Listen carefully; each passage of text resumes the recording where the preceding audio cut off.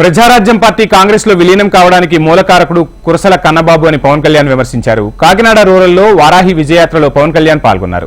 దశాబ్ద కాలంగా రోడ్లపై తిరుగుతూ నలుగుతూ ఉన్నానంటే దాని వెనుక కారణం ఉందన్నారు. ప్రజారాజ్యం పార్టీ స్థాపించిన సమయంలో ఓ డొక్కు స్కూటర్తో తమ వద్ద తిరిగేవాడని, ఇవాళ కోట్ల రూపాయలు ఎలా వచ్చాయని ప్రశ్నించారు. సినీ ప్రముఖులను ఇంటికి పిలిచి జగన్ అవమానించారని పవన్ ఆక్షేపించారు. కన్నబాబు లాంటి డొక్కు స్కూటర్లో తిరిగే కన్నబాబు మా దగ్గరకు వచ్చి ఈ రోజున నేను ఆశయం కోసం నిలబడి నలిగిపోయాను. దశాబ్దంగా నేను నలిగిపోయా. అందరి చేత మాటలు అనిపించుకున్నా. చిరంజీవి గారు పెట్టిన భిక్ష తీసుకొని ఈ వైసీపీ ఎమ్మెల్యే కన్నబాబు ఆయన పడేసిన భిక్ష, ఆయన పడేసిన భిక్షని వైఎస్ జగన్ ఆయన్ని పాపం సంబంధం లేదు.